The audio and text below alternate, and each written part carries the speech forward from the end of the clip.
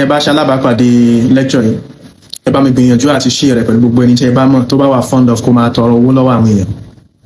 arákùnrin kan tí wọ́n ń pè ní Qabisatu ibn al-Mukhariq láyé àná Muhammad sallallahu alayhi wa sallam wọn ló lọ bá ànábì lọ́jọ́ kan ó ní wọ́n ń ṣe ọlọ́run mo gba responsibility àwọn èèyàn kan màá ṣàlàyé responsibility yẹn fún yín tá a bá sún síwájú díẹ̀ sí so mo dẹ̀ ní ìdìrànlọ́wọ́ lórí ẹ̀. ànábì bá sọ fún ànábì ní jókòó síbẹ̀ yẹn kó ní sùúrù àwọn èèyàn kan wà tí wọ́n máa gbé sàárà wá bí wọ́n bá ti gbé sàárà ọ̀hún wá á fún wọn nínú ẹ̀ níbi tó jókòó sígbà tó yá lànàbì bá pè lọ́jọ́ náà ànábì ní yá Qabisa ìwọ Qabisa la tahillu al-mas'ala illa li ahadi thalatha kò dá kí èèyàn ó máa tọrọ owó kò dá kí èèyàn ó máa tọrọ nǹkan lọ́wọ́ àwọn èèyàn àyàfi lọ́ndà condition mẹ́ta tó o bá ti meet àwọn conditions mẹ́ta yìí àti àwọn nǹkan tó fara pẹ́ wọn má bá wọn tọrọ owó lọ́wọ́ èèyàn kankan láíláyò àkọ́kọ́ ń bẹ̀ ànábì ní ar-rajulu tahammala hamada àkọ́kọ́ nínú àwọn èèyàn tí wọ́n lẹ́tọ̀ọ́ àbí circumstances tó lè jẹ́ kéèyàn ó tọrọ owó òun náà ní kéèyàn rú àwọn responsibilities kan tó ju agbára rẹ̀ lọ for example nísìnyí bóyá o lọ bá èèyàn kan dúró nígbà tí wọ́n fẹ́ yáwó níbì kan àbò fẹ́ bá èèyàn san díyà àbí rú àwọn nǹkan bẹ́ẹ̀ fahallat lahu al-mas'ala hatta yusibuha thumma yumsik irú ẹni tí ń bẹ lọ́ndà rú responsibility yóò lọ bá èèyàn dúró gẹ́gẹ́ bí onígbèsègbèsè ìwáyíwọ́ wọ́n divorce wọ́n sá lọ ó rówó san mẹ́rọ ẹni bẹ́ẹ̀ lẹ́tọ́ àti tọrọ owó lọ́wọ́ àwọn èèyàn títí tí ó fi rí dìde tó nílò gbà fún mọ̀ yóò sí alábìnilẹ̀ ìgbà tó bá gbà tán kókóra dúró àbí irú GoFundMe tá a máa ṣe fáwọn ẹlòmíì tá a fi máa help wọn lọ́ndà circumstances irú ẹ̀ lẹ́tọ́ àdìtọrọ. ẹlẹ́ẹ̀kejì mbẹ̀ wa rajulun asabathu al-ja'iha fahtajat mada ẹni tó jẹ́ wípé ó ti gbìyànjú ó níwọ̀n bá ń tó yẹ kí èèyàn oní tí fi ń bá gbèsè ayé ẹ̀ lọ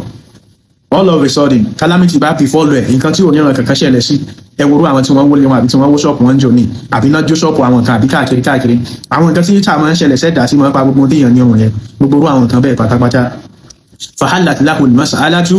hatta yusiba qiwaman min 'aysh irú ẹni bẹ́ẹ̀ ni máa tọrọ owó títí tí ó fi rí dèdè tí yóò máa lò tí ó máa fi ṣègbésí ayé bóyá tí ó tó láti bẹ̀rẹ̀ business ni bóyá tí ó tó láti máa fi jẹun tí nǹkan fi padà bọ́ sípò ni bóyá tí ó tó tí ó máa fi jẹun tí ó máa fi mu tí ó máa fi gbélé tó fi padà ríṣẹ́ ní gbogbo eléyìí tó bá jẹ́ nínú ẹ̀ irú ẹni bẹ́ẹ̀ ní ẹ̀tọ́ láti tọrọ ó dáhùn méjì tá Ànábì sallallahu alaihi wasallam mẹ́ṣáláàrí ẹlẹ́ẹ̀kẹta níbẹ̀ Ànábì ní wa rajulun asabathu al-faqa hatta yaqula thalathatun min dhawil hija min qawmihi ẹni kẹta òun lẹni tó jẹ́ wípé òṣì ń bẹ lára rẹ̀ òṣì yìí sì lágbára wípé àwọn ará wọn nílàáká ìtàn tó bí mẹ́ta àbí jù bẹ́ẹ̀ lọ nínú àwọn èèyàn rẹ̀ tí wọ́n ń sọ pé asabat fulana al-faqa lágbájá òṣì ń bẹ lára rẹ̀ ìyẹn ni pé òṣì tí ń bẹ lára yìí kò pamọ́ fahallat lahu al-mas'alatu hatta yusiba qiwaman min 'aysh irú ẹni tó wà lọ́ndà extreme poverty tó jẹ́ pé kò lágbára rárá ni kì í ṣe wípé owó náà bẹ́ẹ̀ ń gbìyànjú ṣùgbọ́n kò rí bí kan bá a já sí àti jẹ́ àti mú gan wà nira irú ẹni bẹ́ẹ̀ lẹ́tọ́ àti máa tọrọ owó títí tí ó fi rí dèdè tó nílò nù gbèsè ayé tọrọ rẹ̀ ó fi bọ́ síbi tó lójútùú ẹ dákun bí ta wá bọ́rọ̀ dé ibẹ̀ ló wá ní àmì tó ṣe pàtàkì ẹgbọ́n tí Ànábì sallallahu alaihi wasallam wá sọ Ànábì wá wí fún Ànábì ní ya Qabisa ìwọ Qabisa fama siwahunna min al-mas'ala gbogbo tó bá ti yàtọ̀ sáwọn nǹkan mẹ́tẹ̀ẹ̀ta tí mo kà nínú ra ń tọrọ owó káàkiri fasuhtun ya'kuluha sahibuha suhta irú àwọn nǹkan wọ̀nyí haramu tẹni tí bá ń jẹ wọ́n haramu ní jẹ́ o ṣùgbọ́n mo fẹ́ ṣàlàyé nǹkan kan tó lè fẹ́ rújú sí yín láàrin asúhùtù ní ẹ jẹ́ ká pè ní haram owó tí ò yẹ kéèyàn ó dédé ẹ̀ ṣùgbọ́n nínú ìtumọ̀ asúhùtù òun náà ni mahwul baraka ohun tí máa ń pa àlùbáríkà rẹ̀ mọ́ nǹkan là ní tó jẹ́ pé tó bá yí wọnú ìgbésí ayé ẹ̀dá a máa pa àlùbáríkà sí bẹ́ẹ̀ rẹ̀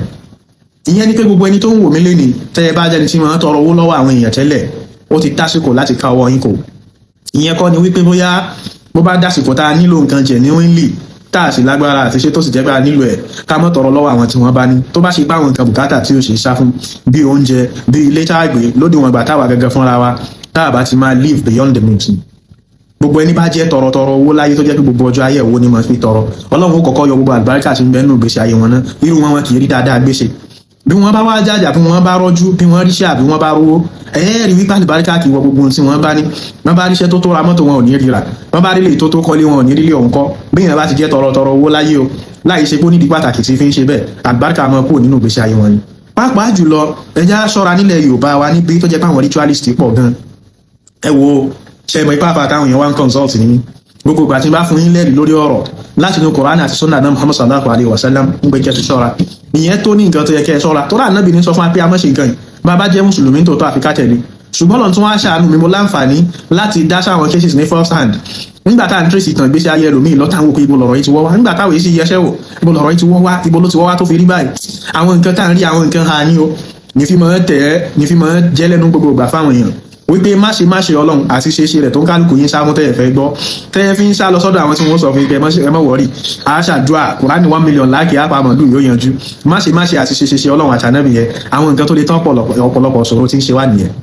ẹlòmíì wá sọ pé àfa ṣe tẹ́ sọ pé bàbá ní ìdìrànlọ́wọ́ ká má béèrè of course tẹ́ bá ní ìdìrànlọ́wọ́ jẹ́ ní wílì ẹ béèrè Ànábì sallallahu alaihi wasallam sọnù hadith mi Muslim ló gbélé yàn náà wá Ànábì sọ mbẹ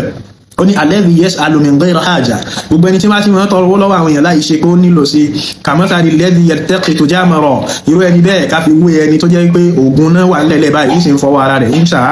falyuqlil aw liyukthir ẹni ó bá wù nú yẹn sa oògùn náà òun kó pọ̀ ẹni ó bá wù nú yẹn mọ́ sa púpọ̀ bẹ́ẹ̀ bá ti sa bó bá ti pọ̀ tó bẹ́ẹ̀ ni ó ṣe di oyin lọ́wọ́ sí ìnira burúkú àmọ́ bá ṣìkí ẹ̀dá látara ìmọ̀ tọrọ owó tó jẹ́ pà nílò sí o abẹ́ ń tọrọ rẹ̀ nítorí pé fẹ́ kówó tí yóò pọ̀ abẹ́ ṣèfò owó tí yín pamọ́ ẹ̀ ń wò pé ilé máa gbowó lówó pàápàá jùlọ ọkọ ọmọ sẹ́yìn obìnrin lára pàápàá jùlọ ẹ̀yin obìnrin generation ìtẹ́jọ́ ọmọ kéékèèké ẹ dákun ẹ má fi èní ẹ má fi tọjọ́ ọ̀la jẹ́ mo fẹ́ kásẹ̀ ọ̀rọ̀ náà nílẹ̀ pẹ̀lú ọ̀rọ̀ kan nínú àwọn àfà ó ní wàhálà bàtù àkàlàtì mana'at akhaha biladhati sa'atin akalati dahab nígbà míì nílé ayé ẹ̀dá ó mọ̀ pé tí mo fẹ́ jẹ kò yẹ kí n jẹ oúnjẹ ẹyọ kan péré ni ṣùgbọ́n oúnjẹ ẹyọ kan tó bá jẹ yìí á ṣàkóbá fún àlàáfíà ara rẹ̀ ní pé fáìmọ̀ ọdún kò sì ní lè jẹun kó gbádùn mọ́ ṣérú oúnjẹ bẹ́ẹ̀ ṣọwáwọ́ ti ta gbọ́dọ̀ jẹ láyé Ọlọ́run dákun dáàbò rẹ̀ bò wá. Assalamu alaikum wa rahmatullahi ta'ala wa barakatuh.